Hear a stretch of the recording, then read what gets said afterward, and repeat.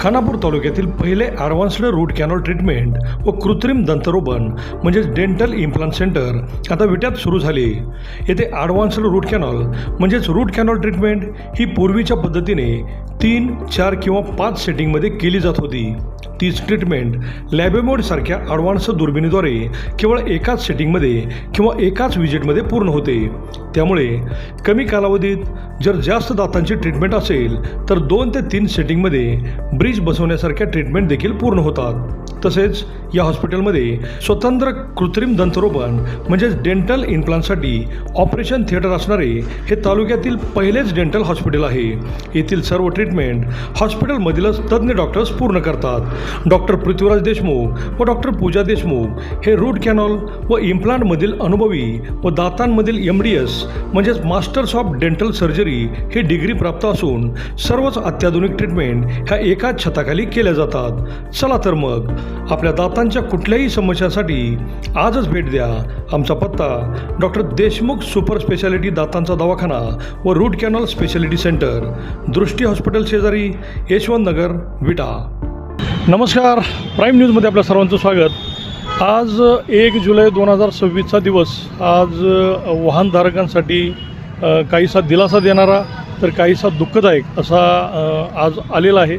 महत्त्वाचं म्हणजे हाय security number प्लेटसाठीचा आजचा हा शेवटचा दिवस म्हणजे काल संपला आणि आजपासून शासनानं असं आवाहन केलं आहे की त्या वाहनांवर पोलीस कारवाई करतील आणि दंडात्मक म्हणजे कारवाई होऊन दंड मोठ्या प्रमाणात वसूल केला जाईल.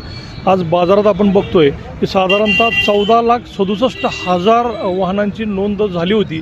त्यामधले जवळजवळ 8.5 लाख वाहनं अशी आहेत की त्यांनी अजून या नंबर प्लेटसाठी हाय सिक्युरिटी नंबर प्लेटसाठी नोंदणी केलेली नाही. तर अशा परिस्थितीमध्ये आता पोलिसांच्या पुढं खूप मोठं आव्हान आहे. आज आपण बघतोय की पुण्या मुंबईला जाताना हायवेवरती टोल नाक्यावरती ट्रॅफिक पोलीस वाहनं अडवतात आणि पहिल्यांदा ही नंबर प्लेट आहे का बघतात आणि जर ही नंबर प्लेट नसेल तर मात्र त्यांच्याकडून दंड वसूल केला जात होता. यामध्ये अनेक तक्रारी झाल्या होत्या, परंतु आता मुदतवाढ जवळजवळ 5 वेळा मुदतवाढ देऊनही अनेक वाहनधारकांनी यामध्ये गाफीलपणा दाखवलेला दिसला आणि आपल्या वाहनांवरती ह्या नंबर प्लेट अजून लावलेल्या नाहीत. काही जणांच्या तरी अतिशय आकर्षक अशा सजवलेल्या नंबर प्लेट वाहनांवरती असलेल्या पाहायला मिळतात. काही वाहनांवरती नंबर प्लेटही नाही आहेत. त्यामुळं आता विटा शहरामधील या परिस्थिती पाहता ट्रॅफिक पोलीस या वाहनांवरती कशा पद्धतीनं कारवाई करतील हे आता पाहणं महत्त्वाचं ठरणार आहे. आपण जर या बाजूला बघितलं तर प्रशासकीय इमारत आणि कोर्ट यासमोर दुचाकी वाहनांची अक्षरशः खच लागलेला आहे. तर त्याच्यावर सहज जरी नजर टाकली तर जवळजवळ 50%पेक्षा जास्त गाड्या अशा आहेत की ज्यावरती हाय सिक्युरिटी नंबर प्लेट नसलेल्या आपल्याला पाहायला मिळतात. त्यामुळं विटा पोलीस ट्रॅफिक विभाग यावर कसं म्हणजे कारवाई करणार आणि यांना कशा पद्धतीनं दंड आणि किती दंड आकारणार हे आता येणारा काळ ठरवणार आहे.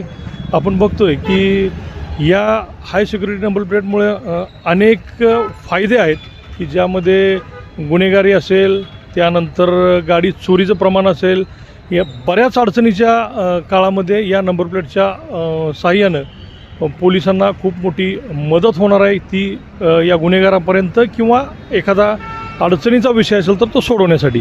परंतु इथं बघतोय की आज मुदतवाढ देऊन 5 वेळा मुदतवाढ देऊनही अनेकांनी गाफीलपणा दाखवला आहे. परंतु आजपासून विटा शहरामध्ये फक्त छत्रपती शिवाजी महाराज चौकात जर उभं राहिलं तर ट्रॅफिक पोलिसांना अनेक वाहनं हाय सिक्युरिटी नंबर प्लेट नसलेली दिसतील. अक्षरशः ट्रॅफिक पोलीस दमतील त्यांच्यावरती दंड मारून. त्यामुळे आता ट्रॅफिक विभाग महाराष्ट्र शासनाच्या या आदेशाचं कसं पालन करणार आहे आणि या नंबर प्लेटवरती कारवाई करणार का तिकडं दुर्लक्ष करणार हे मात्र येणारा काळच ठरवणार आहे. अभिजित शिंदे, प्राईम न्यूज, विटा.